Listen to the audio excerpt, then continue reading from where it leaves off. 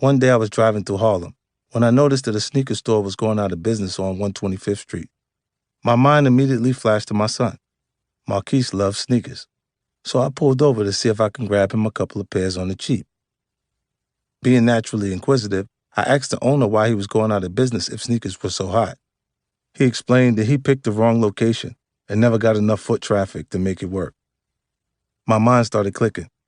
Say, how much do you pay for a pair of Air Force Ones, I asked. About $40, he told me. And how much you sell them for? About $80. That seemed like a pretty solid profit margin to me. What are you going to do with all these Air Forces now? I asked. I don't know, he said. Probably just stash them in my basement till I figure out my next move. I tell you what, I told him. I'm going to buy the rest of the inventory from you right now at cost. The guy jumped at my offer. Suddenly, I was the new owner of a couple hundred pairs of Nikes. I hatched a plan. Marquise was in Atlanta, where I knew storage space was cheap. I would ship the sneakers down to him, where he could put them in a warehouse. Instead of opening up a brick-and-mortar shop, which would have taken a lot of investment and depended on foot traffic, he could set up an internet site selling sneakers, what is referred to as direct-to-consumer sales. All it would require would be for him to run the site and maybe hire a friend to manage the warehouse side of things. The idea felt like a winner. As soon as I left the shop, I called up my son. Yo, Marquise, you know how you always been fascinated with shoes? I asked. Well, I just figured out a way you can afford them yourself and start to earn a little money of your own, too. I broke down the whole plan for him. I explained how it was a great opportunity that would not only support his passion, but allow him to get a nuts and bolts understanding of how business works. This is a layup, I told him. Not too many stores get to start off with free inventory. You could really do something with this. If you're truly passionate about sneakers, this is the time to show it. Marquise said all the right things on the phone, how excited he was and how it sounded like a great opportunity. So I had the shoes shipped down to Atlanta. Then I never heard from him about it again. Weeks, then months passed. Finally, one day, his mother called me and announced that she and Marquise been talking. Instead of an online sneaker store, they wanted to open a clothing boutique in Atlanta. I couldn't believe what I was hearing. The plan I envisioned didn't include her. I wanted our son to learn how to be responsible for himself. By injecting herself into the mix, she was just trying to keep him a boy a little longer. I still wanted Marquise to get some experience, so I said, sure, let me know when you guys want to do something. But of course, their boutique never went anywhere. And the online sneaker shop didn't either. My issue with Marquise wasn't that he wanted all those sneakers. When I was a kid, I wanted sneakers too.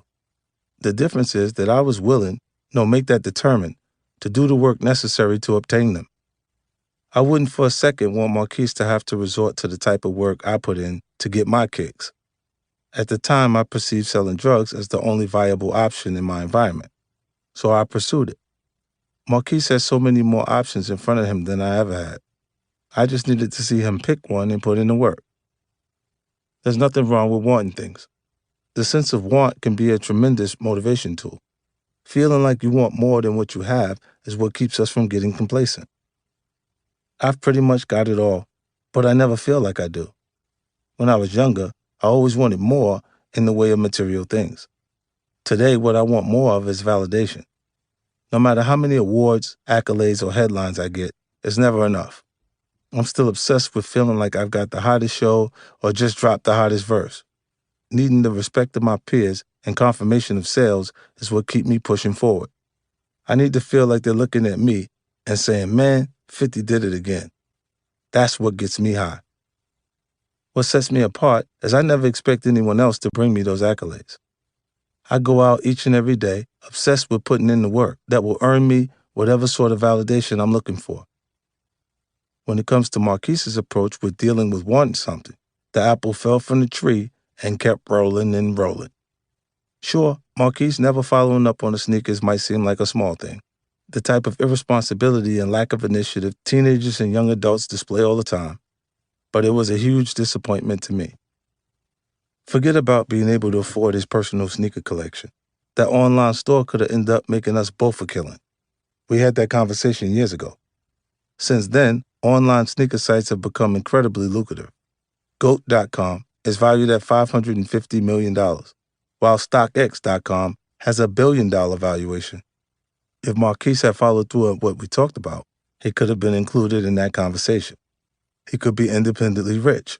Shit, he might be in a position to tell me to go fuck myself and my money if that's what he wanted to do. I'm sure when Marquise reads about GOAT or StockX, deep down he probably realizes I was right. Maybe he says, why did I not listen to my father and start that fucking online shop? Or maybe he can't bring himself to say that. I don't think he's accepted that no matter all our ups and downs, I still have his best interests at heart. There's nothing that would make me feel better than to see him blossom. No Grammy, no Emmy, no picture on the cover of Forbes would mean more to me than seeing my son turn into the person I believe he can be.